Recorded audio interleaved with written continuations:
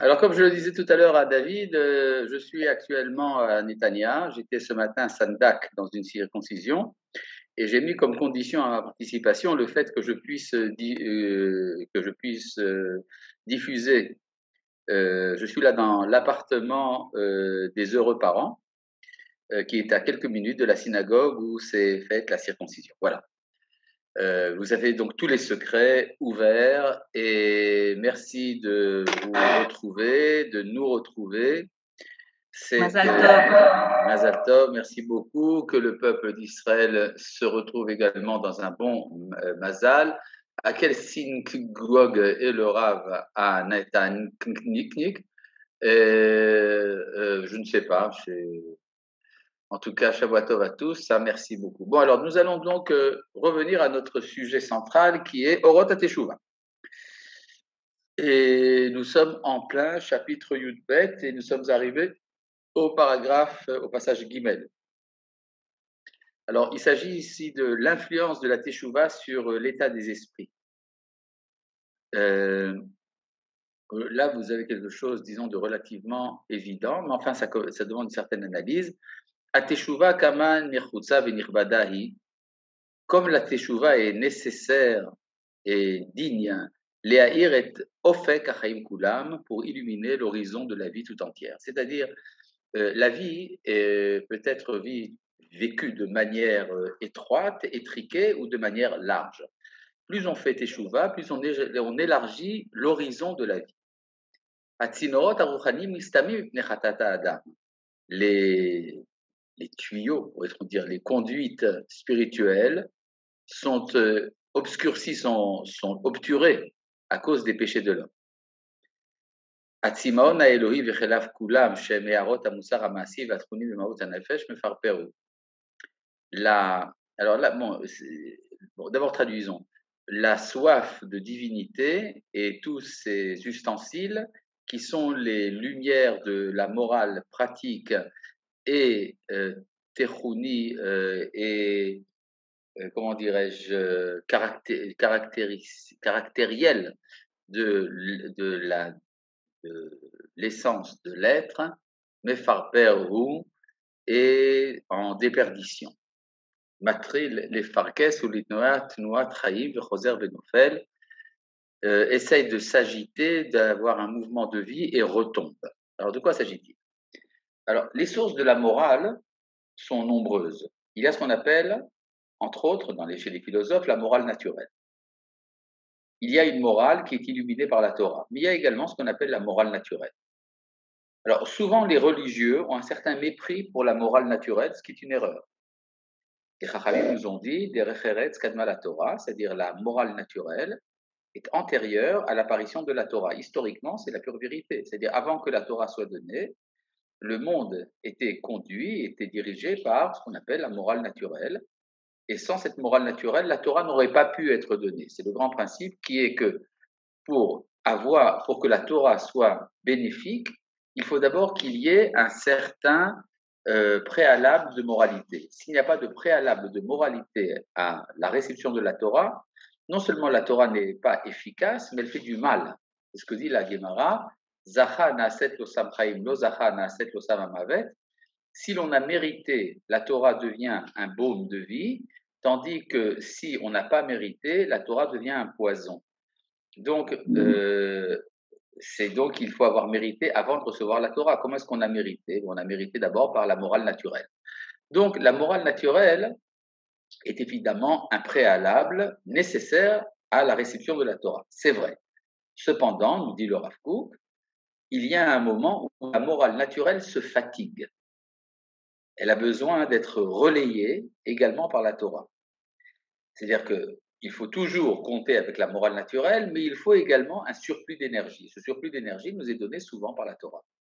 Et donc, c'est ce que dit ici le Rav Kook quand il dit que la morale naturelle est caractérielle, fait un élan de vie et retombe, c'est à la suite du péché. Je prends ici le texte de Orot HaTeshuvah que j'aurais bien aimé avoir sur l'écran, mais que je n'ai pas.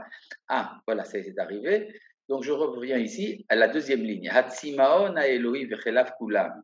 la soif de divinité, ainsi que tous ses ustensiles. C'est quoi les ustensiles, c'est quoi les outils de la soif de Dieu?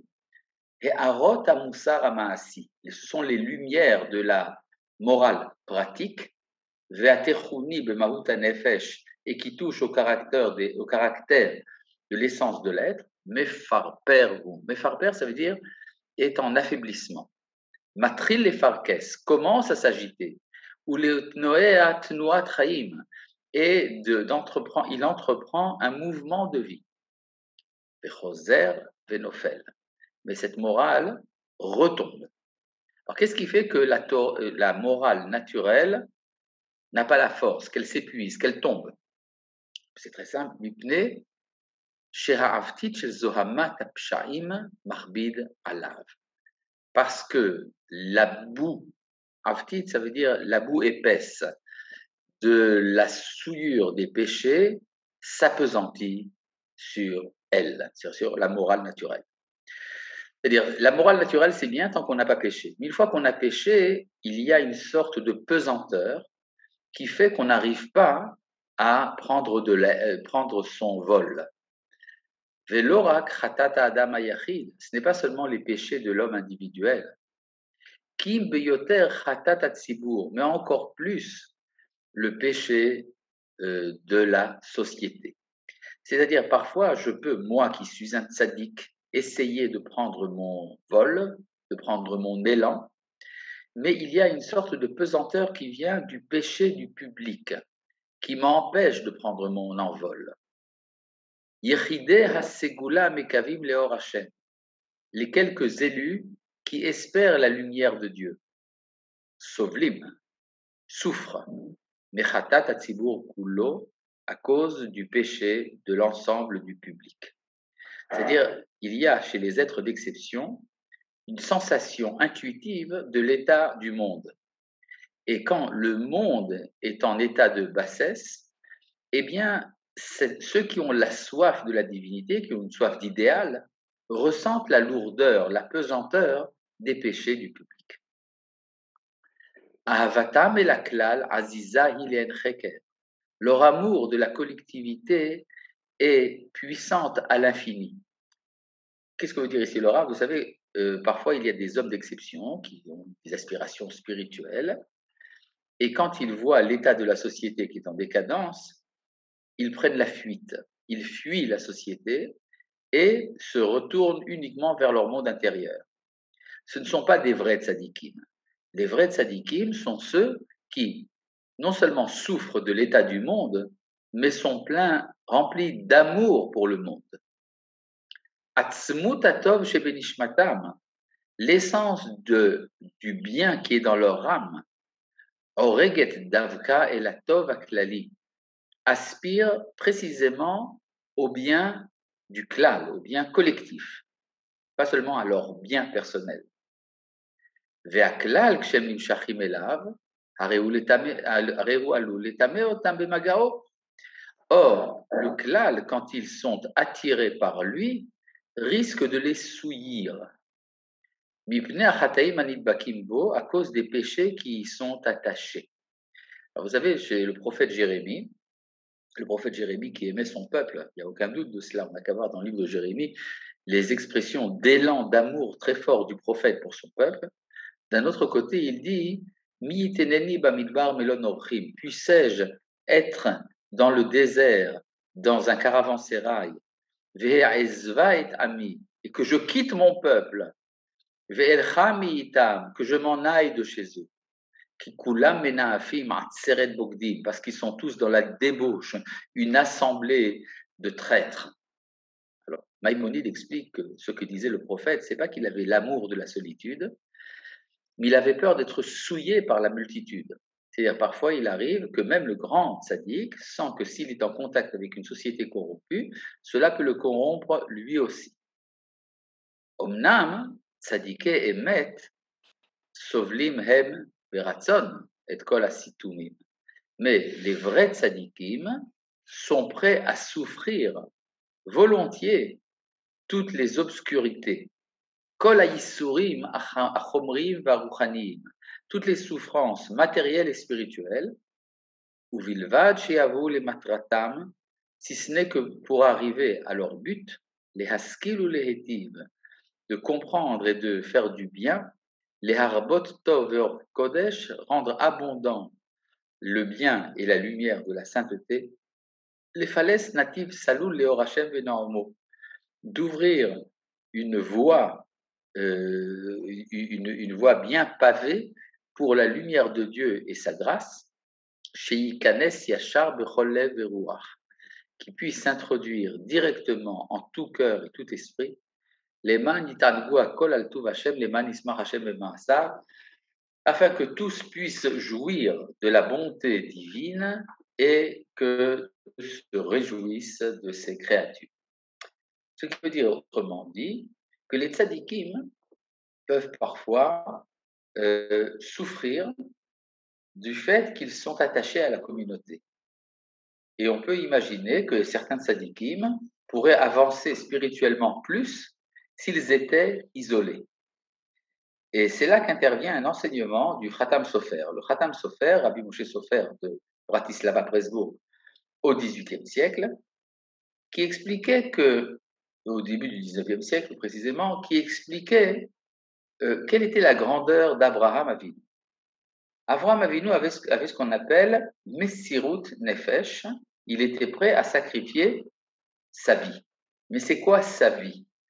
Alors, il y a ce qu'on appelle Messirut Gouf, on est prêt à sacrifier son corps, mais on est prêt également à sacrifier son âme. De quoi s'agit-il?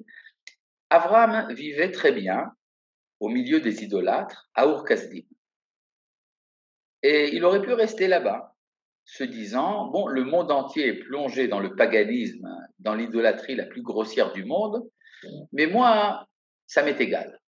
Moi, je vis dans mon isolement lumineux, dans mon splendide isolement, comme disent les Britanniques, dans ma vie avec le Créateur du monde. Et tout le reste m'est absolument égal. Et dit le Khatam Sofer, mais Abraham avait eu raison. C'est-à-dire que s'il était resté à Ur-Kasdim, il serait probablement arrivé à des ascensions spirituelles gigantesques. Mais il a préféré entendre la voix d'Akadosh Baruch Hu qui lui a dit « Il faut que tu quittes Ur-Kasdim pour fonder une nation, pour diffuser ton enseignement, mais également pour fonder une nation. » Or, pour fonder une nation, il faut s'occuper de beaucoup de choses, entre autres de donner à boire aux chameaux, et puis de s'occuper des troupeaux, et d'avoir une organisation, et d'entrer en contact avec tout le monde. Et tout ça ne peut pas ne pas entraîner une certaine pesanteur, la grisaille de l'action quotidienne.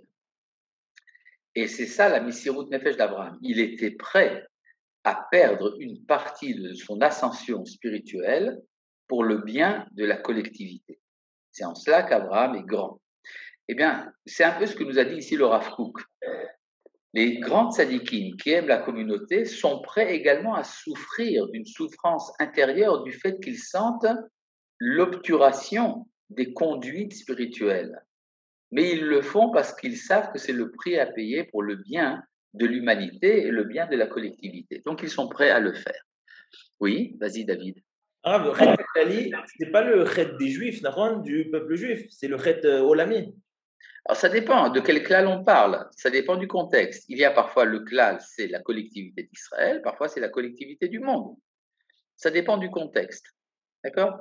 Dans le Rav Kook aussi d'ailleurs. Continuons.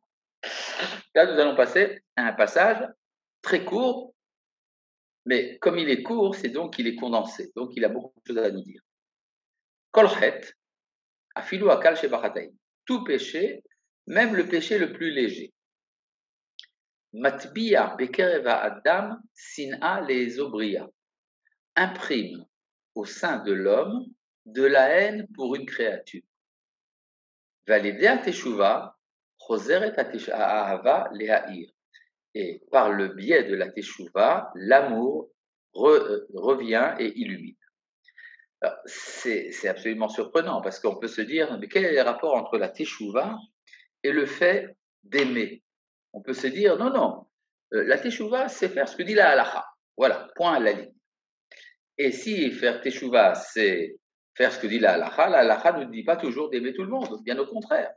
Il y a des lois qui nous disent qui aimer, et il y a des lois qui nous disent qui est-ce qu'on est dispensé d'aimer. Mais en vérité, dit le Rav Kook, tout ça, c'est uniquement au niveau de la halacha la plus simple, la plus sèche. Mais quand on est véritablement Baal Teshuvah, on ne peut pas ne pas aimer tout. Pour une raison très simple, c'est que la vraie Teshuvah vient de l'amour du Créateur. Or, le Créateur, lui, il a créé tout, donc il aime toutes ses créatures. Donc, si je n'ai pas fait Teshuvah, il y a quelque chose en moi qui se sent menacé par l'autre. Souvent, on voit chez certains Baal Teshuvah une sorte de réticence, de répulsion pour l'environnement dans lequel ils ont grandi, pour certains comportements, pour certaines personnes.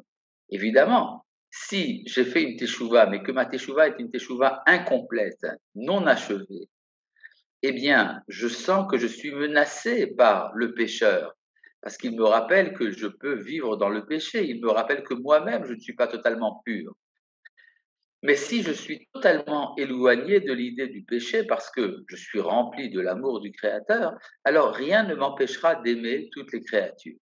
Et donc le Rav Kook a raison, comme d'habitude, quand il dit que tout péché, même le plus léger d'entre eux, introduit, imprime dans le sein de l'homme de la haine pour une des créatures et que cette haine disparaît et que l'amour revient grâce à la Teshuvah.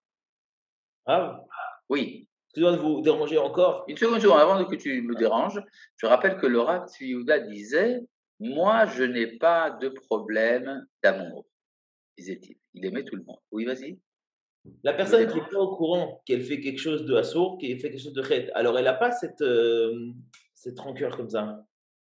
C'est-à-dire, c'est que la personne qui connaît la halachot, qui comprend ça, non? Ce qu'on appelle le péché, c'est tout ce qui est contraire à l'échelle de valeur dont je suis conscient.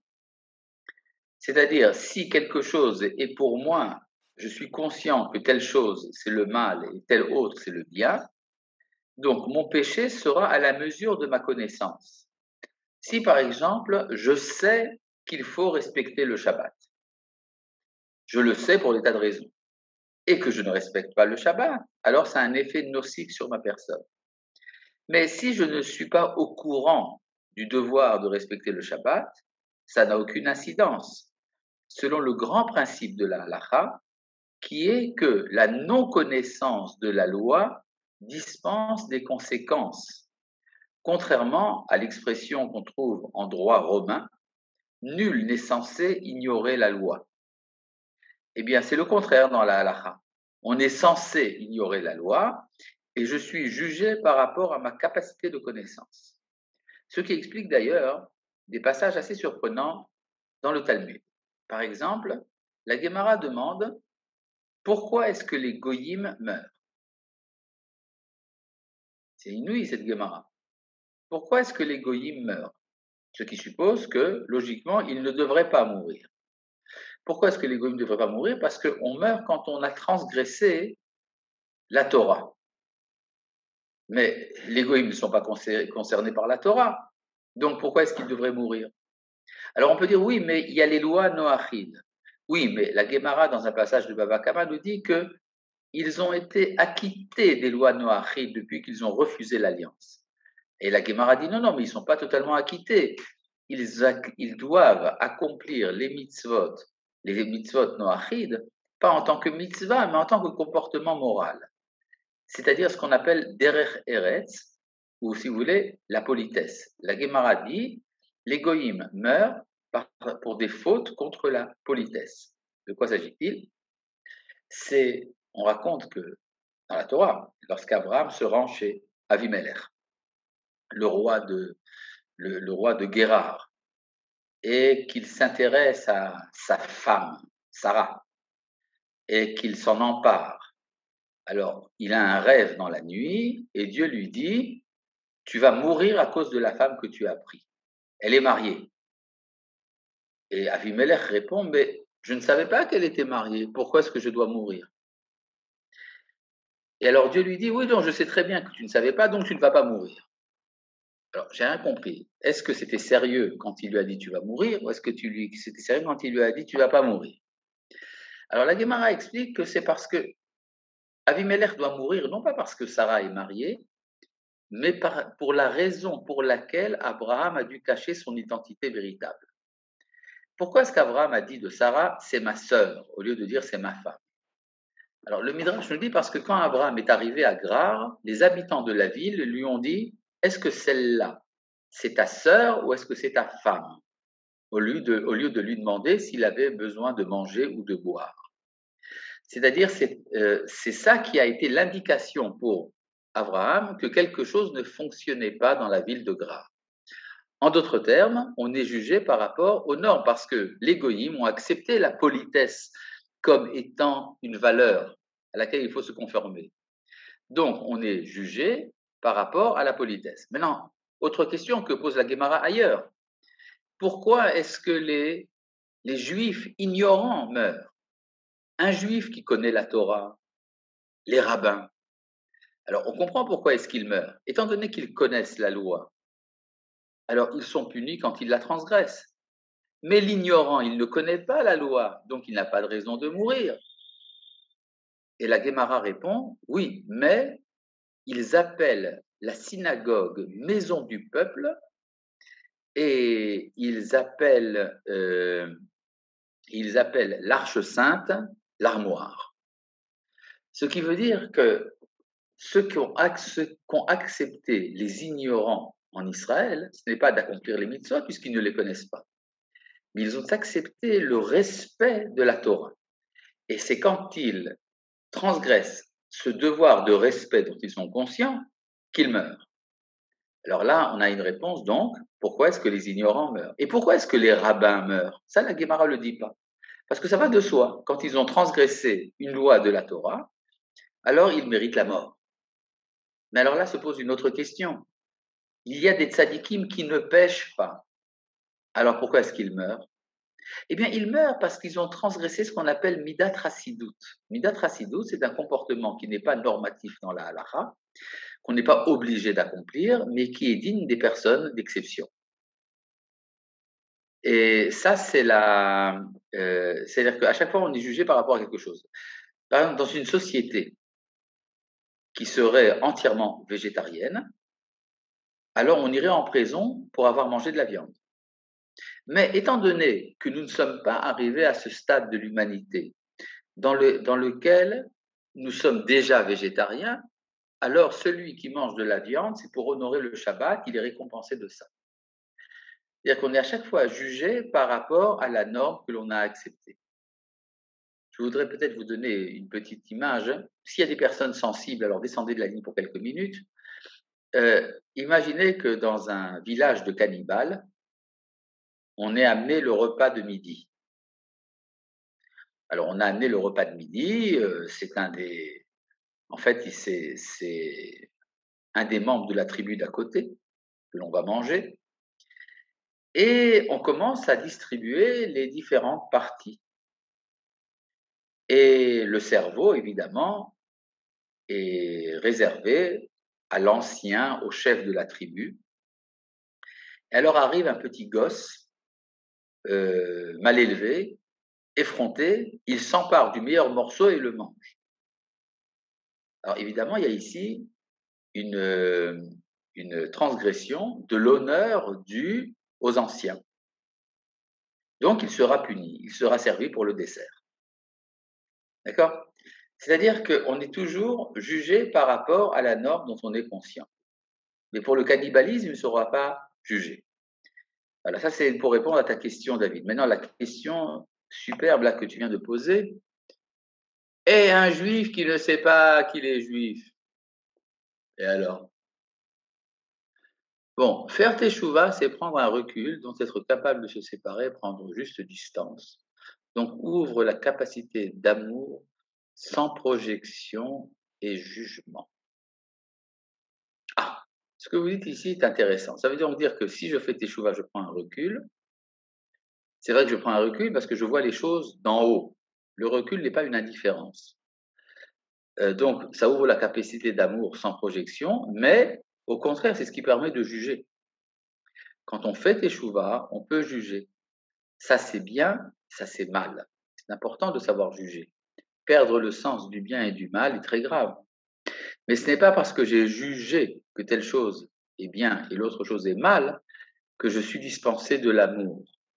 C'est-à-dire, le juge qui condamne n'a pas de haine pour le condamné, il n'a pas d'amour particulier pour celui qui a gagné au tribunal, il a la conscience d'avoir fait la justice. Qu'en est-il du Talmud Torah qui est une obligation? D'ailleurs, comme disait Manitou, si tu n'as pas le Talmud Torah. Mais ça veut dire que le Talmud Torah est une obligation pour celui qui sait qu'il doit étudier. On peut dire que l'essentiel du jugement, c'est on est jugé pour l'étude. C'est-à-dire d'avoir appris ou ne pas avoir appris. Mais tout ça dans la mesure où je suis conscient que je peux apprendre. Il y a des situations où je ne peux même pas savoir que je dois apprendre. Par exemple, quelqu'un qui ne sait pas qu'il est juif. On ne va quand même pas l'accuser de ne pas avoir étudié la Torah. Ça veut donc dire que dans les identités humaines, il y a différentes sortes de rôles. Il y a des rôles qui sont remplis par ceux qui sont conscients de leur appartenance à la Torah, et il y a le rôle de celui qui n'en est pas conscient. C'est le Tinok Shenishba, c'est-à-dire l'enfant enlevé dans son enfance par l'égoïme, et c'est souvent la situation de nombreux juifs parmi nous. C'est-à-dire, il y a des juifs qui savent qu'ils sont juifs, mais ne savent pas que la Torah les concerne. Alors, c'est le Tinok Shenishba. Voilà, je pense qu'on peut continuer maintenant. Ah, Oui, juste une question, mais peut-être vous y avez déjà répondu. Si le chet fait tellement de mal et fait tellement de problèmes, comment ça se fait qu'on est attiré par lui? très bonne question. Mais pour quel rapport ça avec notre texte? Non, parce que c'est ce qu'on a dit par rapport au chet qui fait en sorte qu'après on a des avec les autres, et cetera.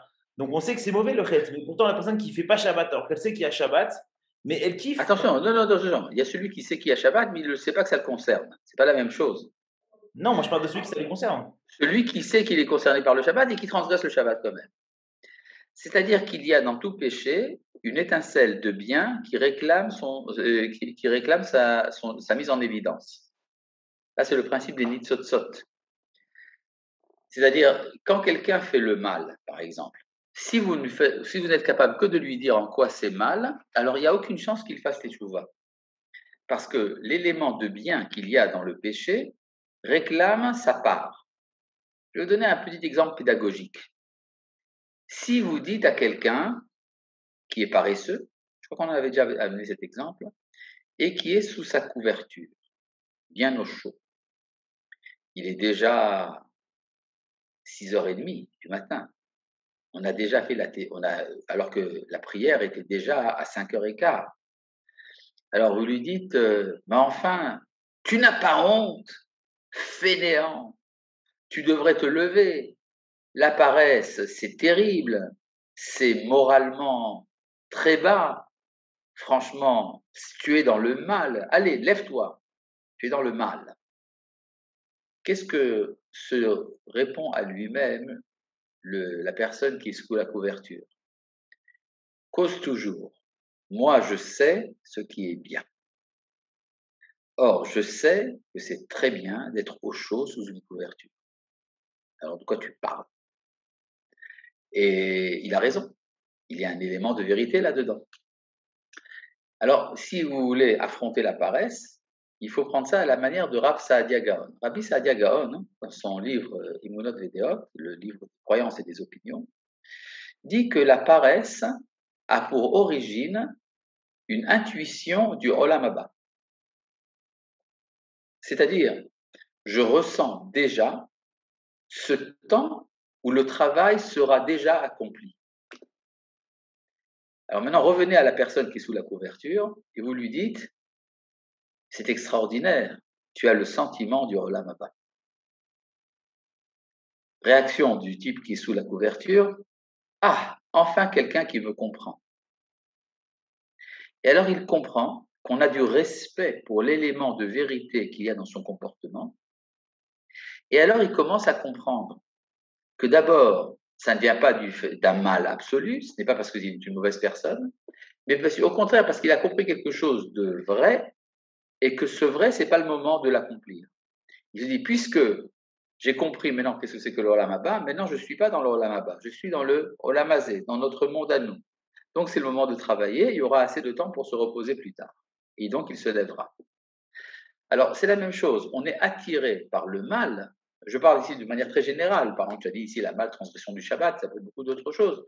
On est attiré par le mal parce qu'on ressent qu'il y a quelque chose de vrai qui se cache dans cette écorce et qu'on n'a pas réussi à séparer qu'on n'a pas réussi à séparer, à isoler. On n'a pas fait la différence entre le bien et le mal qu'il y a dans le mal.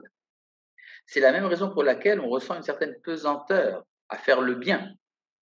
Parce que dans le bien, il y a un mélange de mal qu'on n'a pas réussi à séparer non plus. D'accord?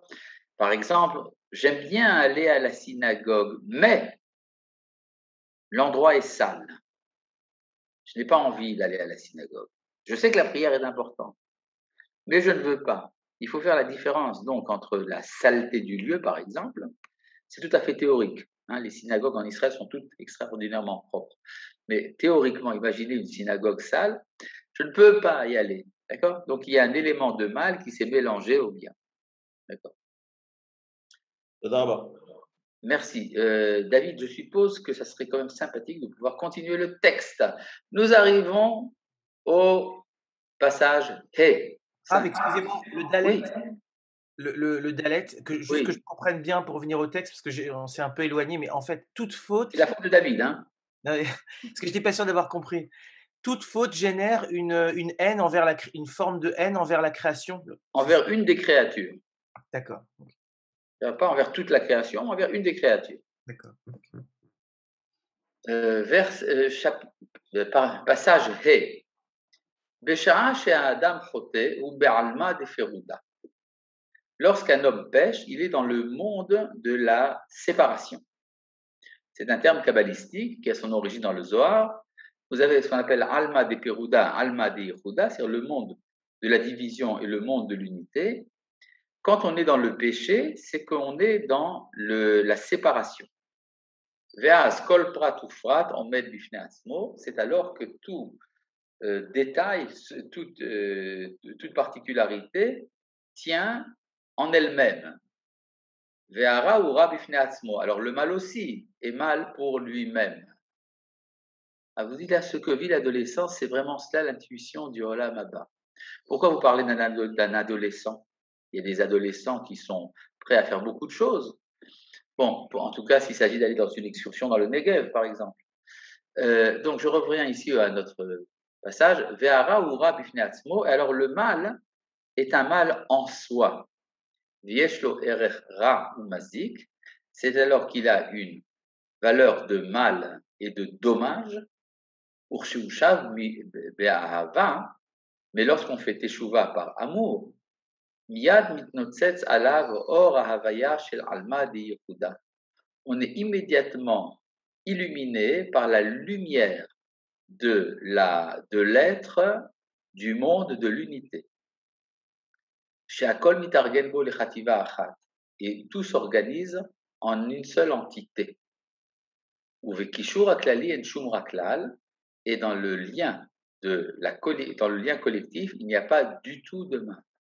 Ki ha'ara mitztaref el hatov, car le mal s'associe au bien, l'étabelo pour l'épicer, ou leharim od yoter et ikrat erko, et pour renforcer sa valeur. Uvaze na'asim asdonot lisriot mamash, et c'est ainsi que les préméditations deviennent véritablement des mérites. Alors ici, on le comprend un peu plus. Il y a un verset dans le livre d'Isaïe, Yeshayahu, qui dit Im yu hataechem kashanim kasheleg yalbinu. Traduction littérale, si vos péchés sont rouges comme l'écarlate, ils deviendront blancs comme la neige. Ça veut dire que le rouge représente le mal et le blanc représente le bien. Et ce que nous dit le prophète, c'est que si on fait teshuva, ce qui était rouge comme l'écarlate deviendra blanc comme la neige. Alors, en hébreu, écarlate se dit shanim. Shanim, mais ça veut dire également les années. En hébreu, shana, une année, des années, shanim. Et le Midrash explique, si vos péchés sont ordonnés comme les années depuis le début de la création, alors vos péchés deviendront blancs. C'est-à-dire que si je prends un péché pour lui-même, en tant que tel, c'est un mal. Mais si je vois dans quelle perspective métahistorique il s'insère, c'est alors que je comprends qu'il fait partie du bien. Prenons par exemple l'histoire du veau d'or.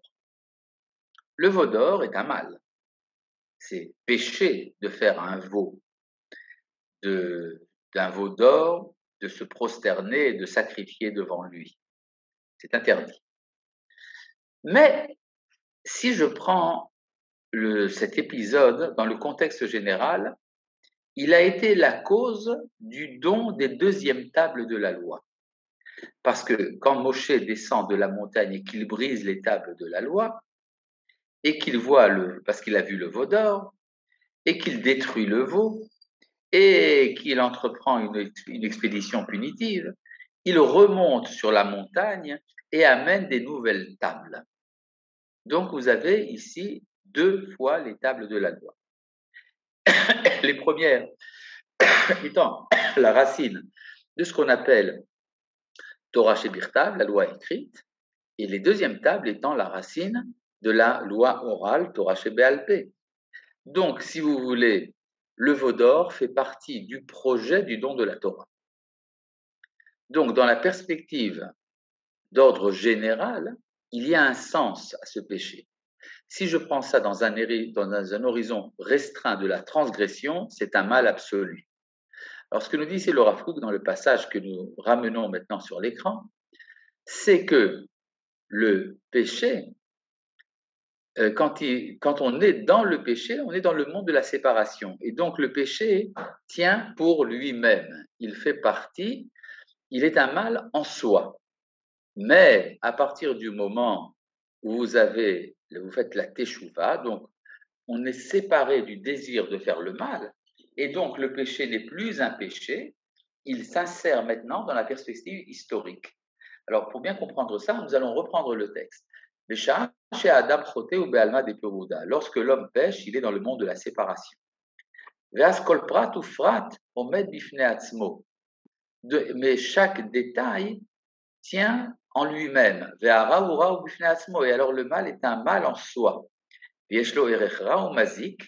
Et il a une valeur de mal et de dommage. Mais lorsqu'on fait teshuva par amour, on est immédiatement étincelé par la lumière de l'être du monde de l'unité, où tout s'organise en une seule entité. Et dans l'organisme général, il n'y a pas de mal du tout, parce que le mal s'associe au bien, les tableaux pour l'épicer, ou les harim odioter et tikrat erko, et élever encore plus sa valeur. Et c'est ainsi que les actes prémédités deviennent des mérites. Mais que nous dit le chat? Le chat nous dit plusieurs choses. Tout d'abord,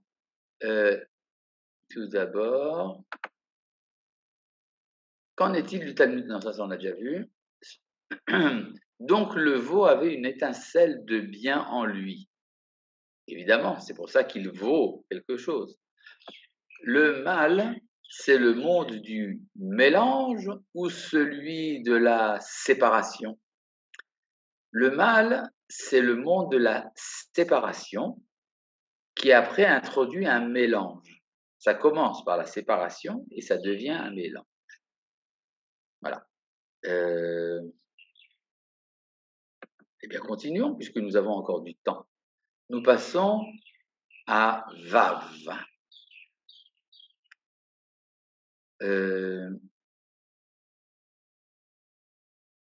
אין לשער את הנחיצות של התשובה המעשית בתיקון המעשים על פי התורה והיושר הגדול.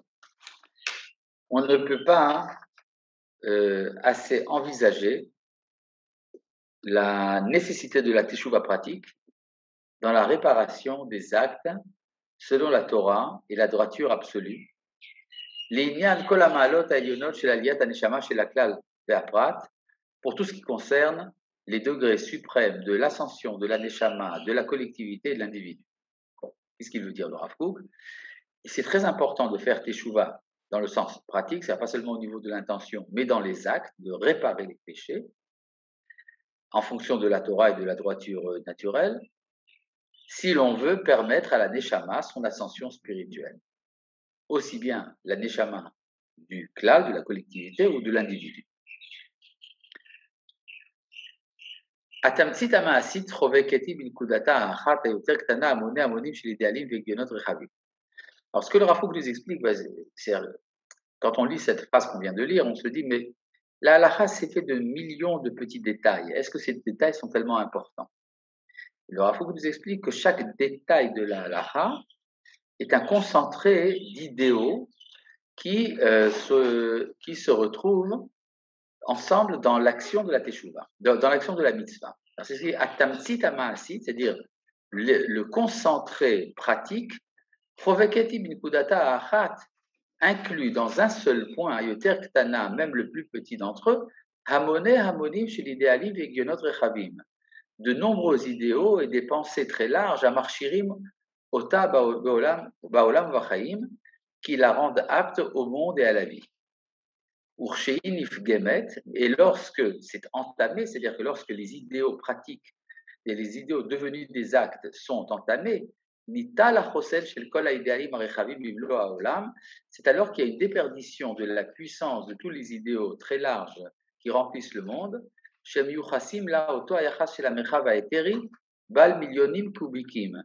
qui ressemble à la relation qu'a l'éther, qui comporte des millions de cubiques,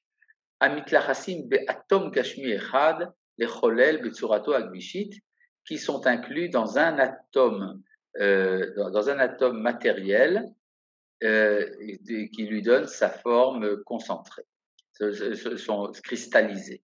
Alors, ce que dit le Rav Kook, c'est basé sur une théorie qui aujourd'hui est réfutée au niveau physique, la théorie de l'éther. Les physiciens au XIXe siècle imaginaient que le monde était rempli d'une sorte de matière extrêmement éthérée, justement, on appelle ça l'éther, et que la matière n'était qu'un concentré de l'éther. Alors, même si cette théorie n'est pas vraie, mais elle nous sert pour donner ici une intelligence de ce que dit le Rav Kook, qui est que les actions de la halakha sont un concentré d'idéaux. C'est-à-dire, j'ai une très, très grande idée, très, très vaste, et cette grande idée très très vaste devient une boîte de téphiline que je vais mettre sur mon bras ou sur ma tête. C'est-à-dire, ce sont des centrales qui concentrent en elles les idéaux qui doivent transformer le monde et qui ont pris une forme extrêmement concentrée. Alors, c'est comme si, je ne sais pas, vous avez parfois sur une feuille de papier, vous avez tout un programme d'un logiciel et vous vous dites mais ça sert à rien, c'est un bout de papier, c'est du griffonnage. Mais non, pas du tout. C'est ça qui va donner un sens à beaucoup de choses. Donc si vous transgressez un détail de la halakha, alors il y a des conséquences au niveau de l'ordre du monde. Il y a ici ou un ruban d'ADN. C'est très bien l'image Rav. Si tout se résorbe dans un bien général, comment empêcher la banalisation des comportements transgressifs, voire la banalisation du mal? Vous n'êtes capable de voir le bien général que lorsque vous êtes éloigné du mal. Tant qu'il y a un désir de mal, cette vision est impossible. Voilà, c'est tout pour aujourd'hui, chers amis. Nous allons nous rencontrer Be'ezrat Hashem la prochaine fois, si David le veut bien. À bientôt. Shalom. תודה רבה, הרב שי. שבוע טוב.